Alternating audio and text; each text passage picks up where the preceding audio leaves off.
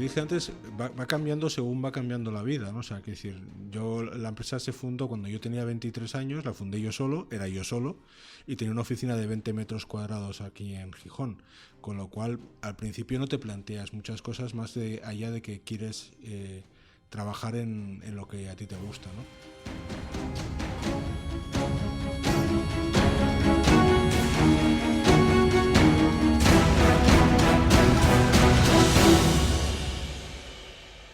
Hola a todos y a todas. Bienvenidos al episodio número 14 del podcast de Asturias Power.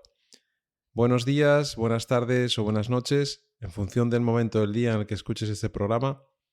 Yo soy Luisma Hernández Valencia, iniciador e impulsor de Asturias Power.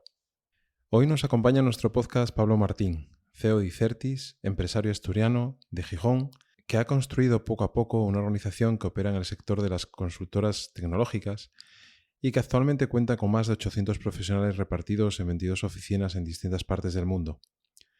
Hace 12 años se marcó un objetivo ambicioso: llevar a una compañía que por aquel entonces la formaban 80 personas y operaba en el norte de España, a poder competir en un mercado global como una de las consultoras tecnológicas líderes en nuestro país. De momento, desde hace 7 meses, cotizan en el MAP, ahora ya en cotización abierta, y su aspiración es pasar al mercado continuo IBEX en no más de 4 años. Más Móvil seguro que es un buen ejemplo a seguir. Empezamos. Bueno, Pablo, ¿qué tal? ¿Cómo estás? Muy bien, un placer. Lo primero, agradecerte que nos acojas en las instalaciones de Icertis. Siempre nos gusta, o a mí siempre me gusta hacer los programas en directo, pero bueno, con la situación que estábamos viviendo no era posible, y ahora bueno, ya estamos, gracias a Dios, pues remontando esta situación que nos ha tocado vivir y podemos hacerlo, ¿no? Con lo cual, muchas gracias por acogernos en tu casa. Gracias a vosotros por venir, es la vuestra. Siempre hago la misma pregunta o empiezo con el invitado haciéndole la primera pregunta, que es ¿cuál es su opinión sobre Asturias? Tú eres asturiano, has desarrollado tu trayectoria profesional, aunque ahora ya es internacional, pero desde aquí, y yo siempre veo la botella medio llena y otros que la vemos o que la ven medio vacía.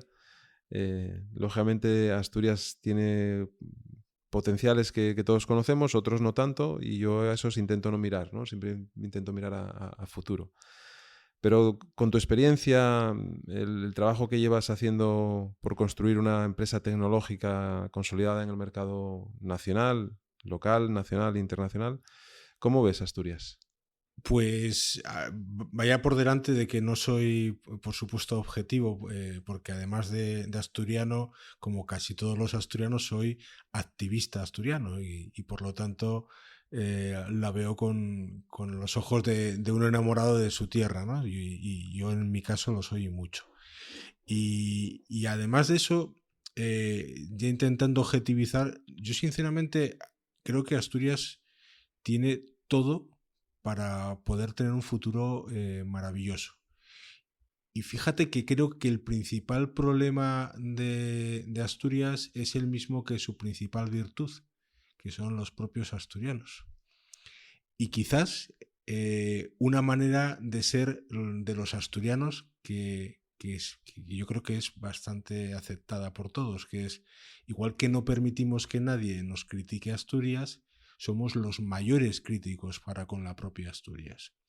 Y eso hace que muchas veces desarrollemos un pensamiento autocrítico, incluso muy pesimista, que hace que veamos nuestra realidad siempre en términos negativos, fijándonos en nuestras carencias, en nuestros problemas y en nuestras debilidades, que evidentemente las tenemos y existen, y en algunos casos muy marcadas, y no desde un punto de vista mucho más optimista en el que podamos ver las grandísimas fortalezas, las oportunidades y, en definitiva, todas las herramientas, recursos y ventajas con las que Asturias cuenta para poder crear algo realmente espectacular.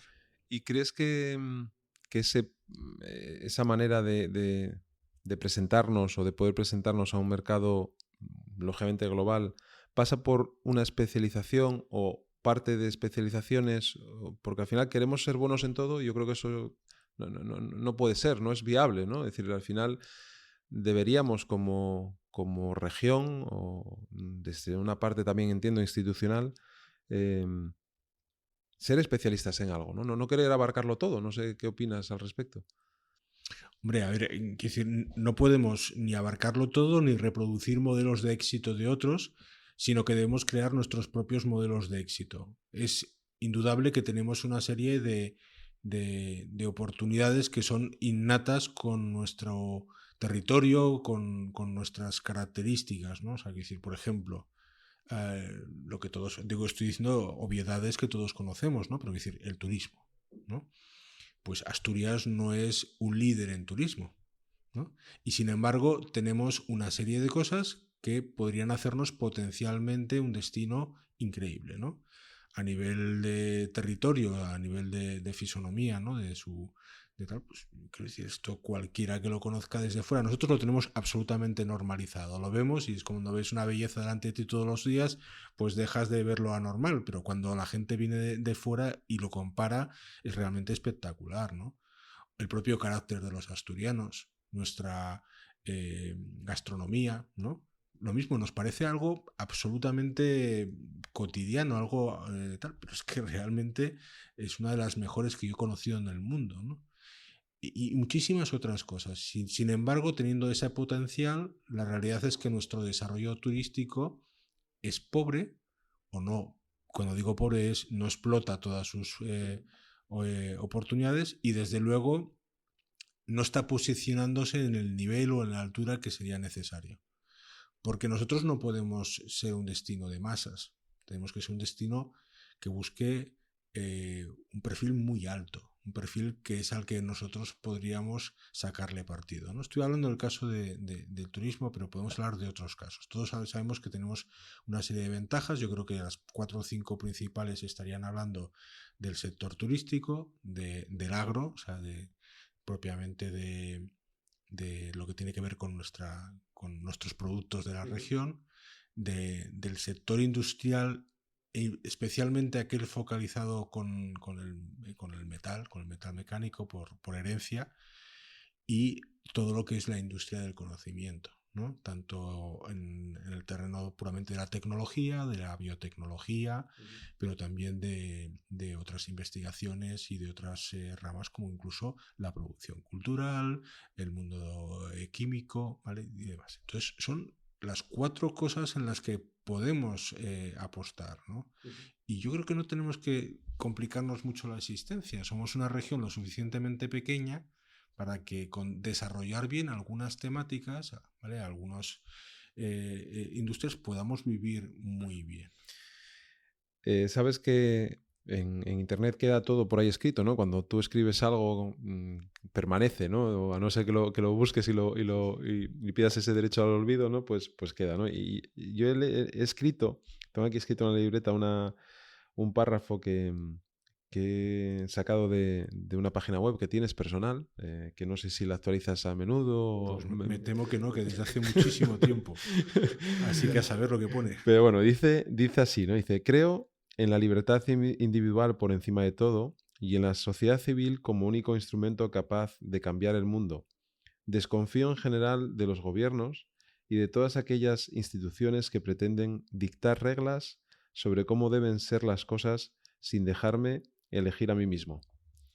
Tela, ¿eh? Telita, sí, telita. Tela, pero, o sea, yo la leí ayer preparando la entrevista y me gustó mucho porque va mucho en la filosofía de Asturias Power, ¿no? Es decir, no depender de nadie. Bueno, no depender de nadie, ser independiente o intentar serlo, porque lo que aglutina son personas, las cabezas de las personas, su conocimiento, como bien acabas de decir. Y lo traigo aquí por eso, ¿no? Porque también como excusa para hablar de la persona, en este caso de Pablo Martín, no CEO ni director general de Icertis, sino del Pablo que nació en Gijón y que se ha ido construyendo una carrera personal y profesional, formando una familia, creando una estructura que está creciendo. ¿Cómo ves a ese Pablo de hace del 73, que también he mirado por ahí a algún lado trae... Sí, nací el 29 de marzo del 73. Bueno, yo soy del 10 de marzo del 74, o sea que por ahí andamos. Casi a la vez. ¿Cómo ves, mirando hacia atrás, ese recorrido personal y profesional, Pablo? Bueno, pues como el de casi todo el mundo, ¿no? O sea, es sorprendente porque vas descubriendo y creando tu vida según va pasando, ¿no? Y muchas veces, pues, acabas en derroteros en los que jamás habías sospechado, ¿no? Yo nací en Gijón y aunque me considero un asturiano nómada, en el sentido, además ya me describo así porque tenía dos opciones, ¿no? Opción A, como mucha gente, irme fuera de Asturias, y opción B, fijar mi residencia en Asturias y pasarme pues prácticamente la vida viajando, ¿no? Y en mi caso pues adopté esta segunda posición y sigo teniendo mi casa principal en Asturias, mi familia está en Asturias y yo intento regresar todos los fines de semana a Asturias, creo que prácticamente todos salvo que esté fuera de España, y pasar aquí pues todos los días que es posible del año. Así todo, hasta el COVID, ¿vale? Hasta el confinamiento, yo creo que viajaba unos 200 días al año, más o menos, que eran los que dormía fuera de Asturias, con lo cual te haces una idea. Pero bueno, ya primera decisión vital, ¿no? ¿Me voy fuera o me quedo aquí y me paso el día viajando, ¿no? Yo empecé a trabajar prácticamente con mi empresa, o sea, quiero decir, cuando fundé esta empresa era extremadamente joven y por lo tanto la mayor parte de mi carrera profesional se circunscribe a esta empresa, ¿no? Tuve experiencias previas, pero bueno, experiencias muy limitadas. Y el porqué de esto es porque básicamente yo reconozco que a mí siempre me apasionó la tecnología, pero sin embargo no soy un tecnólogo, no soy bueno como tecnólogos, no soy más bien un poco techie, pero no soy un ingeniero. Entonces, eso ha hecho que sí descubrí que mis otras pasiones, que están más relacionadas con el mundo de las finanzas corporativas, del marketing y sobre todo con todo lo que tiene que ver con los negocios en general, ahí sí creía que era un poco mejor, ¿no? Que tenía algunas fortalezas. Entonces, bueno, sumas las dos y dices, a mí que me gusta la tecnología y en qué soy bueno en esto, vamos a sumar las dos cosas y dedicarnos a los negocios, ¿no? Y teniendo claro que además quería hacerlo desde Asturias, o al menos comenzarlo desde Asturias, porque era la región donde había nacido y donde yo me sentía cómodo. Y, y lógicamente, bueno, fundas Icertis en el año 97, ¿puede ser? 96. 96. El 26 de octubre de 1996, para ser exactos. Ahí tiene fecha y todo de inicio. Hombre, todo, la constitución de una compañía, además de algo que nace desde dentro, siempre tiene fecha y nunca se olvida, ¿no? Es decir, ha ido creciendo, ¿no? Has construido una compañía que, sobre todo en los últimos años, digamos que ha estado también muy en boga a nivel no solamente regional, sino a nivel nacional, porque habéis ido llevando una línea de adquirir empresas, ir creciendo con la vuestra, pero ir haciendo adquisiciones tanto aquí como fuera a nivel de internacionalización. Pero también vamos a llegar después a esta parte, pero me gustaría también que nos hablaras de esa otra parte más vinculada al ecosistema de inversión, al ecosistema de emprendimiento, porque eres una parte muy activa, has sido siempre muy activo en esa línea de buscar oportunidades de negocio, apoyar económicamente a proyectos que están haciendo, bien sean, lógicamente, aquí en Asturias, pero también en otros muchos puntos, tanto a nivel nacional como internacional. ¿Cómo vives esa faceta de inversor o de impulsor? A mí me gusta más la palabra impulsor porque al final estás analizando proyectos y los proyectos al final te llevan a tomar una decisión, lógicamente económica, que no siempre es exitosa, ni mucho menos.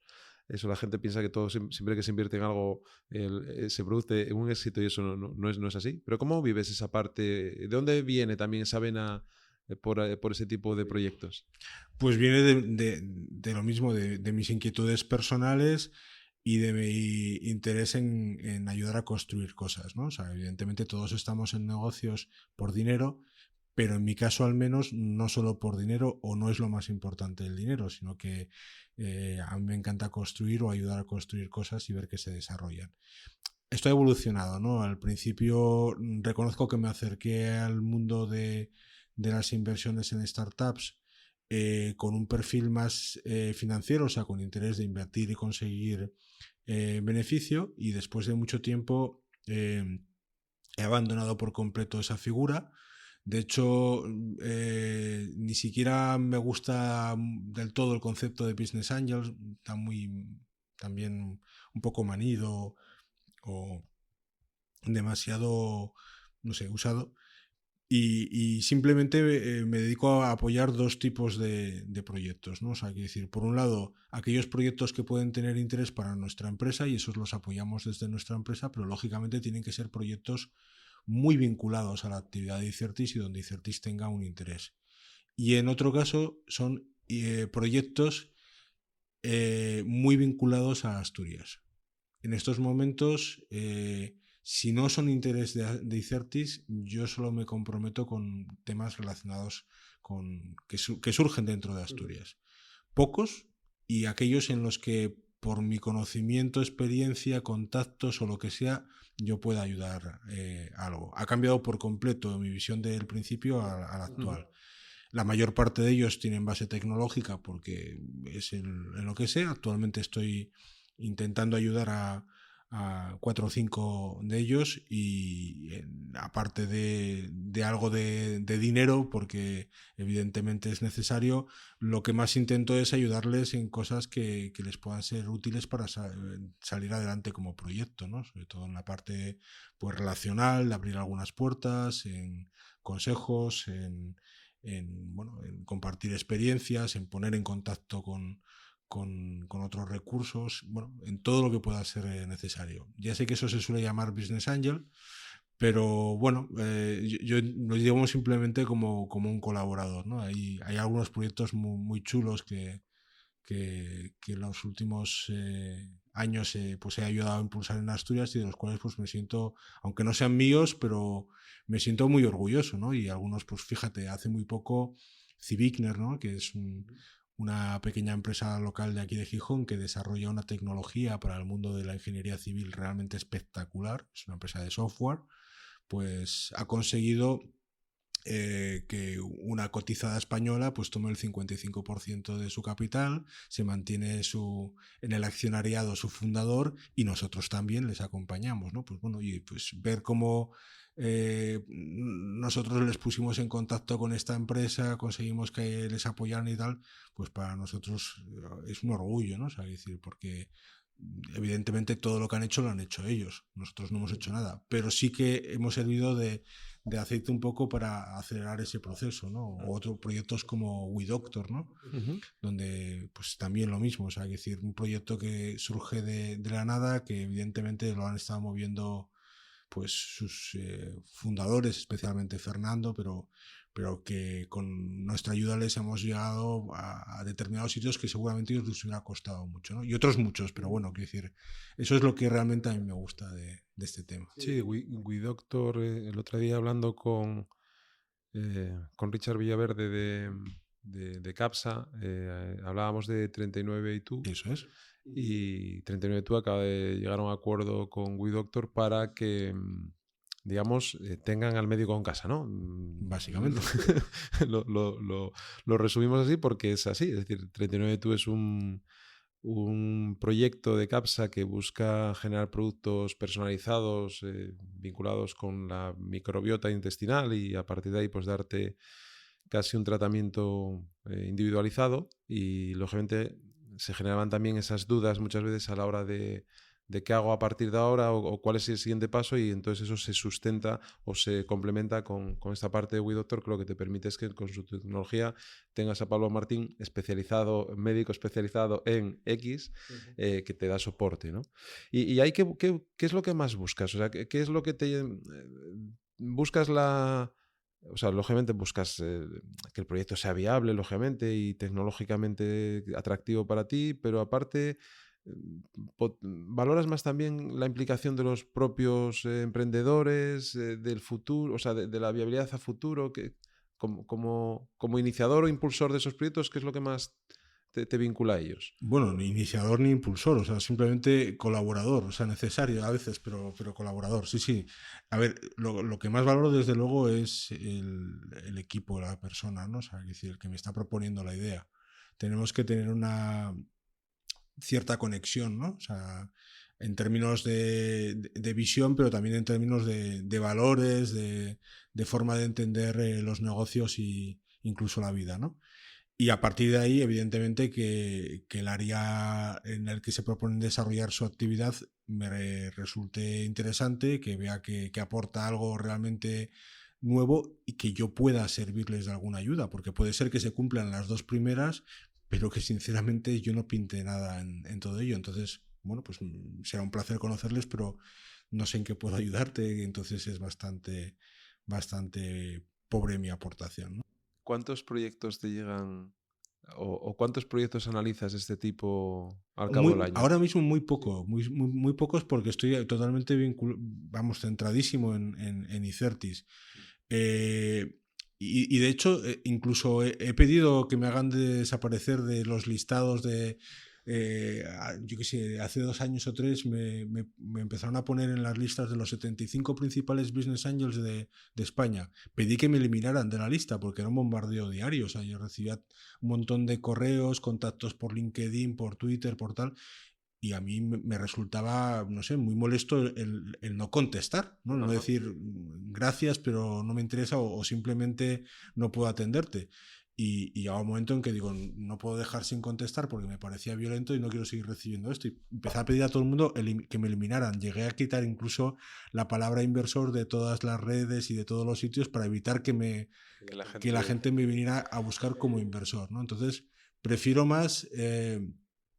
ahora, estoy hablando en estos momentos, lo que llega por contacto, ¿no? Lo que voy conociendo, lo que descubro y, como os dije antes, muy vinculado con el entorno cercano, y a partir de ahí, eso. Entonces, muy pocos proyectos ahora mismo, porque además, si no realmente me llaman la atención, pues no profundizo mucho en ellos. En el pasado muchísimo. Volviendo a lo importante, al core de tu negocio, que es lógicamente, y de tu tiempo, que es Icertis,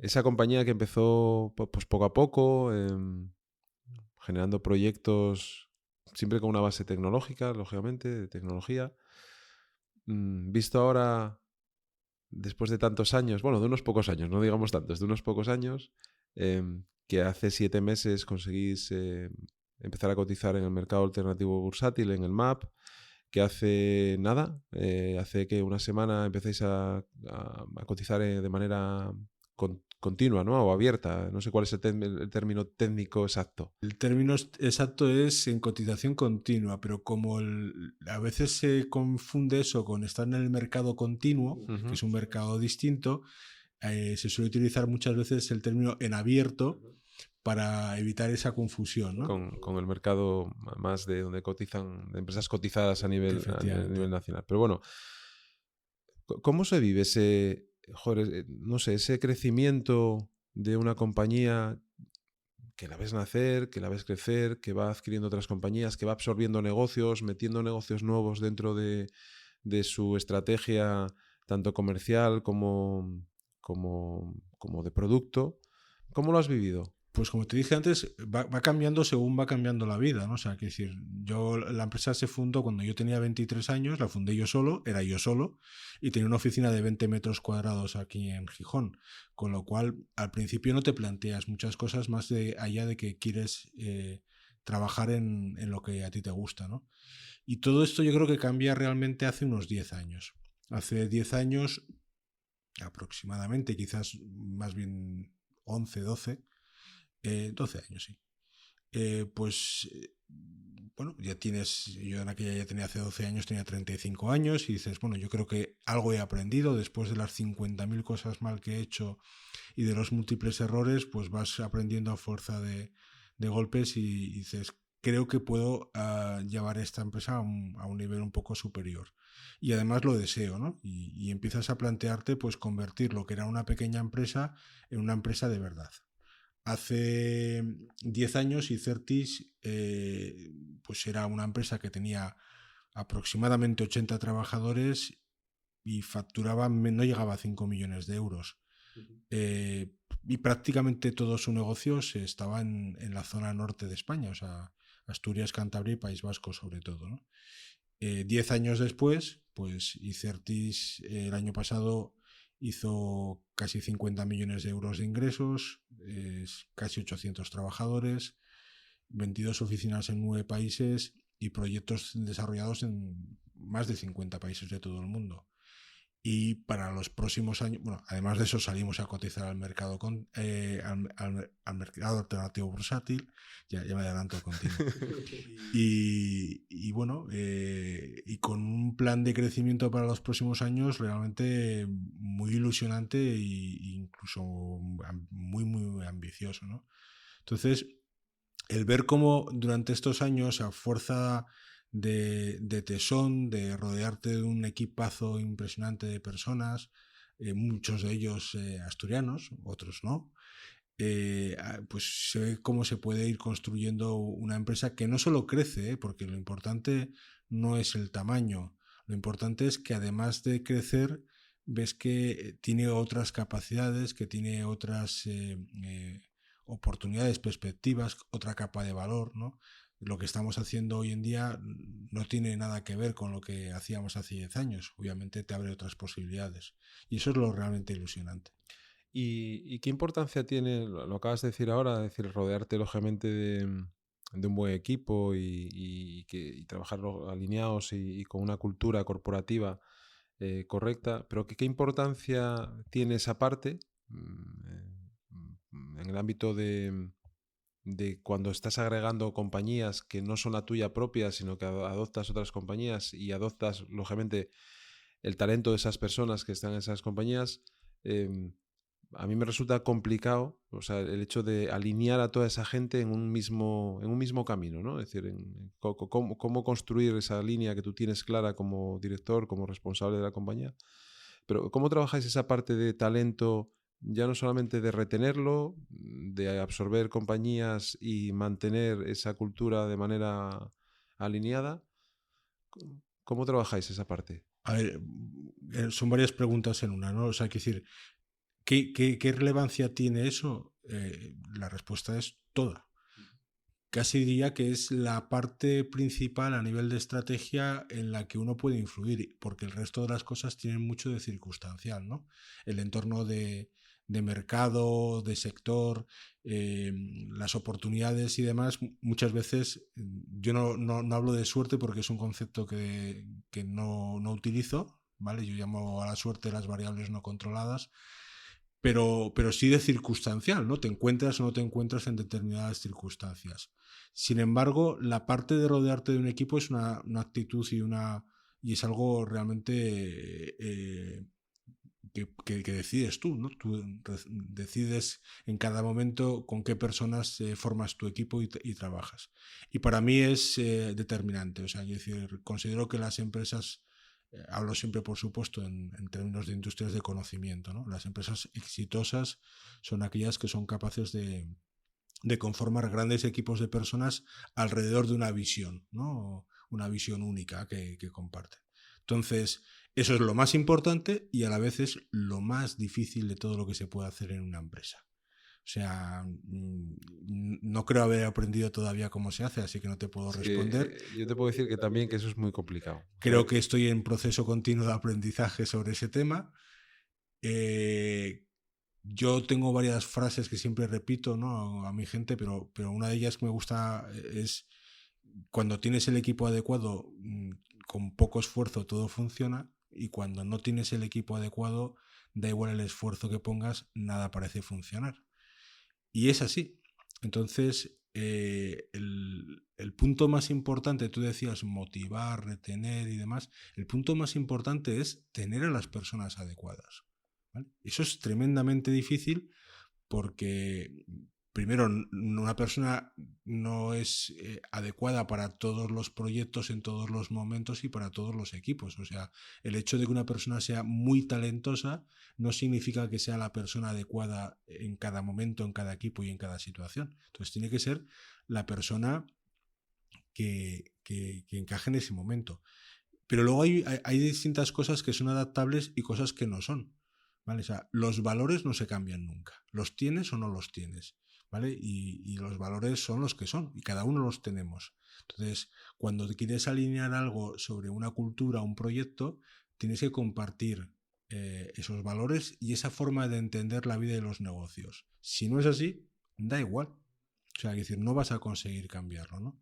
Es igual que lo de la motivación. Yo recuerdo que hace un montón de años en una formación alguien me dijo algo que me descolocó por completo, ¿no? Y yo me decía, oye, ¿cuál es tu principal misión como líder? Y yo decía, pues motivar a la gente. Y me metió un bocinazo tremendo, ¿no? O sea, y decía, no tienes ni idea. Además me lo dijo delante un montón de gente, ¿no? Y dice, la gente no se la motiva, la gente viene motivada de casa y luego vas tú y lo jodes. Y joder, me quedé sorprendido porque yo pensaba que realmente mi misión era motivar a la gente y descubrí que no es así, que tenía toda la razón del mundo. O sea, la gente buena, ¿vale? La gente realmente talentosa está hipermotivada. O sea, y tú la traes al proyecto y si el proyecto le interesa, viene motivado. Y tu misión es que eso no cambie. Tu misión es hacer que esa gente que está motivada y que tiene talento desarrolle todo su potencial. Y por el contrario, cuando una persona no está motivada, el esfuerzo que tienes que hacer para conseguir que se motive un poco y que no pierda esa motivación, que la pierde constantemente, es tan grande y sobre todo tan injusto que dediques tus esfuerzos hacia esas personas en lugar a los que ya vienen motivados de casa, que realmente no compensa. Por lo tanto, fíjate hasta qué punto es importante todo lo relacionado con el liderazgo de esos equipos, ¿no? O sea, yo creo que es brutalmente importante. ¿Y qué impacto en relación a esto de los equipos y además pues tú lo acabas de decir, las oficinas que tenéis repartidas por distintos países, la cantidad de trabajadores que tenéis ya en la compañía, ¿qué impacto ha tenido la situación extraordinaria que hemos vivido y que estamos viviendo sanitaria del COVID dentro de Dicertis? En términos de negocio, no muy significativos. O sea, lo que quiero decir, nosotros somos una empresa que todo su trabajo se basa en la prestación de servicios o sea, de consultoría y por lo tanto entre eso y que nuestros sistemas estaban preparados, bueno, con algunas adaptaciones que como es lógico hubo que hacer básicamente por la cantidad de gente que de un día para otro pasamos a estar, no tuvimos mayor inconveniente o mayor problema para pasar a teletrabajar todos. Por otro lado, la demanda de nuestros servicios son servicios estables y necesarios. La mayor parte de ellos son difícilmente prescindibles, ¿no? Entonces, la afectación fue mínima. Trabajamos con algunos de los principales grupos hoteleros españoles, ¿no? Y algunos de ellos pues, nos pidieron suspender algunos servicios mientras sus centros estaban cerrados.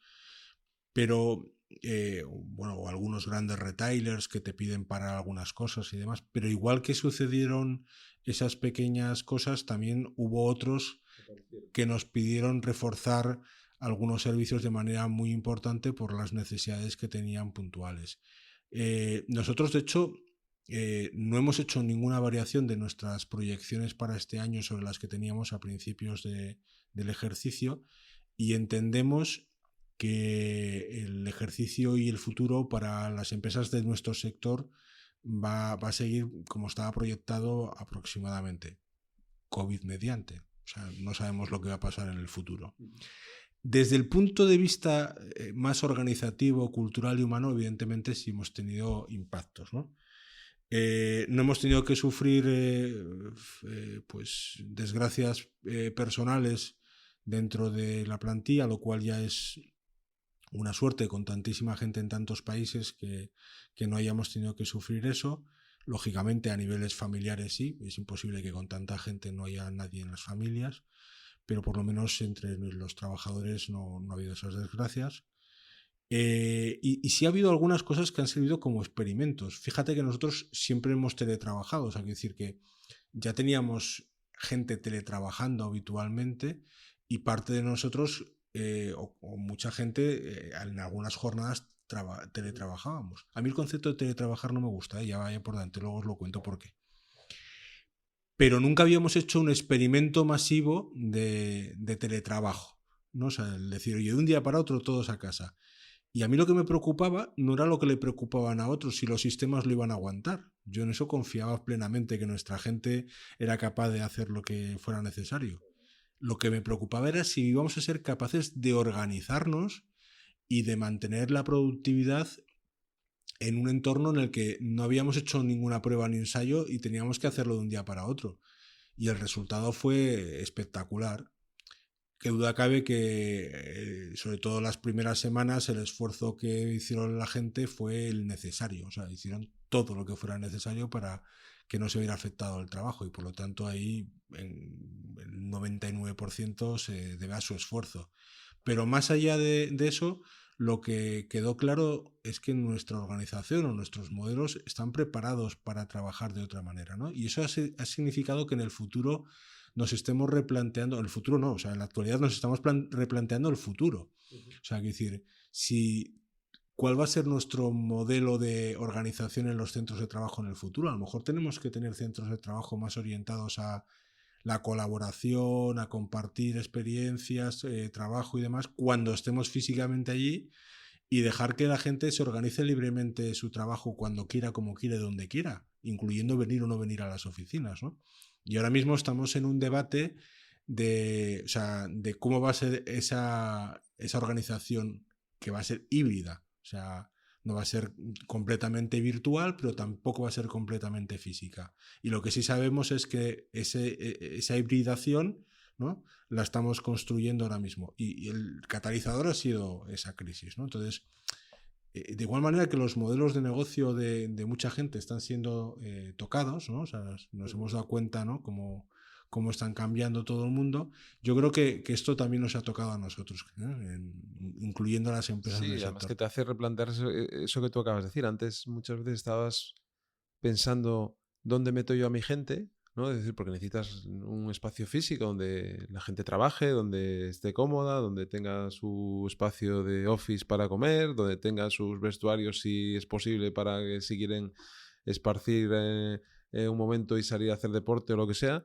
Y sin embargo todo eso, como bien dices, está cambiando, ¿no? O sea, los espacios, además que también puede generar un ahorro a las organizaciones muy grande. Es decir, al final, todas estas, vosotros mismos, si tú te pones en tu cuenta de resultados y quitas una parte de costes fijos en instalaciones, bueno, digo yo que algún beneficio habrá ahí también, ¿no? Para la organización, no lo sé. Sí, a ver, pero fíjate que no lo estamos mirando desde ese punto de vista. De hecho, nosotros preveemos aumentar nuestras instalaciones en algunas de nuestras oficinas, principalmente en Asturias, Lisboa y en Barcelona, en los próximos meses, a pesar de que no preveemos que sea necesario mucho más espacio.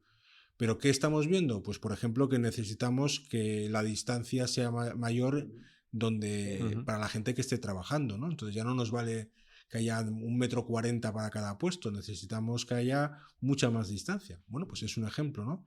También vemos que necesitamos muchas más salas, ¿no?, de mayor tamaño para poder hacer esas cosas, espacios para poder hacer pues eventos híbridos, ¿no?, virtuales, presenciales, incluso algo que no nos habíamos planteado hasta ahora, ¿no?, la posibilidad de hacer un pequeño estudio de emisión, grabación de mensajes o de contenido digital, ¿no? Pues estamos pensando en ese tipo de cosas. Entonces, no necesitas a lo mejor tanto por ese lado, pero en nuestro caso al menos no va a significar una reducción de costes.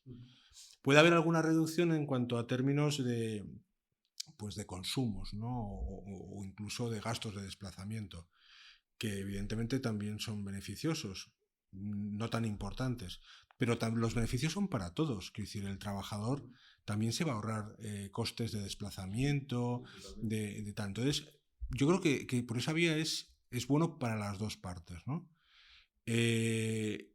A mí me produce muchísimo aburrimiento, malestar, ver cómo estos experimentos que suceden y que pueden ser catalizadores de cambios, ¿no? Llega alguien por detrás e intenta regularlos en base a dogmas del siglo XIX, ¿no? Y te encuentras ahora mismo con que preocupaciones, ¿no? Yo el otro día escuchaba y decía, es que el teletrabajo no puede ser desde cualquier sitio, ¿no? Y ya sabéis quién lo dijo. Y digo, ¿cómo que no puede ser desde cualquier sitio?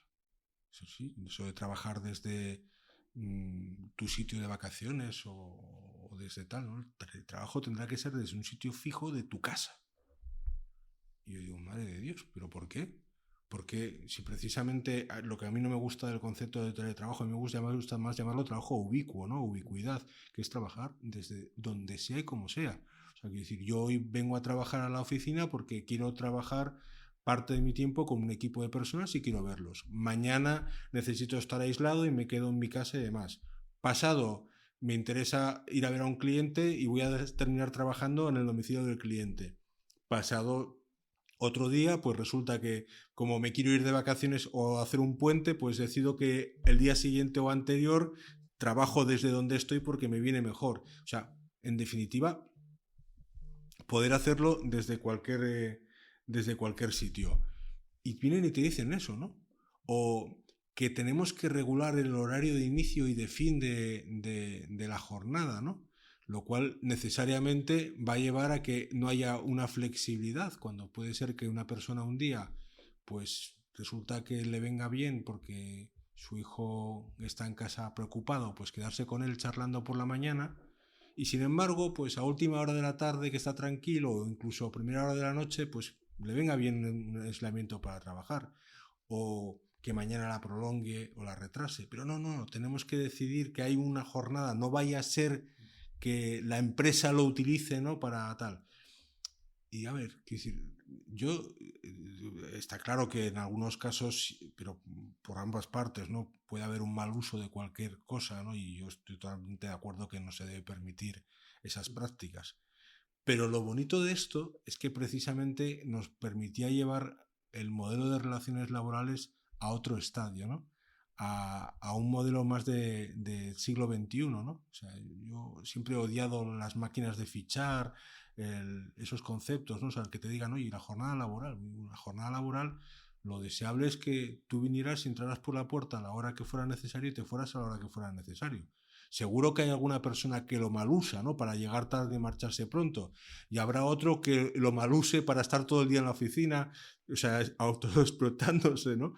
Pero la mayor parte de la gente, sobre todo si está dentro de una cultura y de una organización que lo permite y lo reconoce, actúa de manera totalmente responsable y honesta. Sí, yo creo que eso es el concepto moderno de trabajo, ¿no? Es decir, sí. O debería de serlo. Voy a esa frase que tú decías antes, desconfío, ¿vale? De aquellas instituciones que pretenden dictar reglas sobre cómo deben ser las cosas, ¿no? Sin dejarme decidir a mí, al final. Sobre todo cuando las partes están totalmente de acuerdo y se producen los contratos en términos de total libertad. Claro, que no hay una coerción. No hay ninguna coerción de ningún tipo, ¿no? O sea, quiero decir, pues bueno, son cosas que sorprenden, ¿no? Porque no dejas de ver la escasa visión que algunos líderes tienen de cómo plantear el futuro, ¿no? O sea, de cómo deberían ser las cosas. Y la diferencia entre cómo vemos algunos, ¿no? En el mundo y cómo lo ven otros. Bueno, yo creo que eso es parte de la evolución, ¿no? O sea, que tenemos que vivir y que nos toca vivir en donde estamos ahora mismo, ¿no? Con lo cual, bueno, yo creo que seguramente todo se pondrá en su sitio poco a poco. A veces habrá cosas que cuesten un poco más que otras, pero no, yo no lo veo de otra manera, ¿no? Porque además yo creo que eso es un valor para todos. O sea, es un valor en toda regla y que va a hacer, yo creo, mucho más dinámicas a las organizaciones y a la gente, seguramente que estar mucho más a gusto con donde está. No sé, no le veo mucha más discusión, ¿eh? Bueno, Pablo, oye, ¿y los retos de Icertis? ¿Tienes algunos? Me imagino que tendrás algunos, que será empezar a pasar del mapa a un mercado, digamos, de empresa cotizada normal o como todas las conocemos, como ha hecho, por ejemplo, MásMóvil, sí. exitosamente. Vuestra acción es de las mejores desde que habéis salido a cotizar. Aparte de esa, que seguro que la cuentas también, pero ¿qué otros retos crees que tiene la organización por delante? A ver, evidentemente hay muchos retos, ¿no? El principal reto es seguir creciendo sin perder la esencia de nuestra cultura, o sea, sin transformarnos en algo que no queramos ser.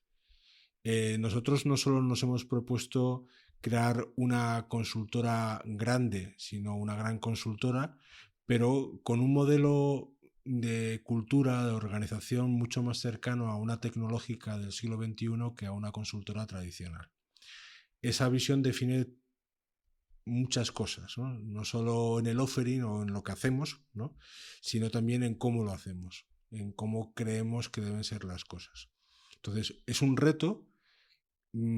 Eso, cuando tienes una organización de 50 personas, resulta relativamente fácil hacerlo, ¿no? Somos una familia que se conoce y que permite hacer eso.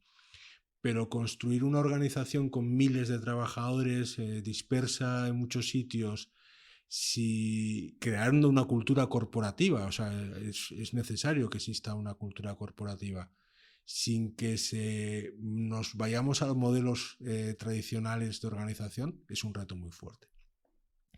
El siguiente reto es seguir siendo una empresa muy atractiva para el conjunto de todos los que nos rodean, o sea, para los clientes, pero también para el talento.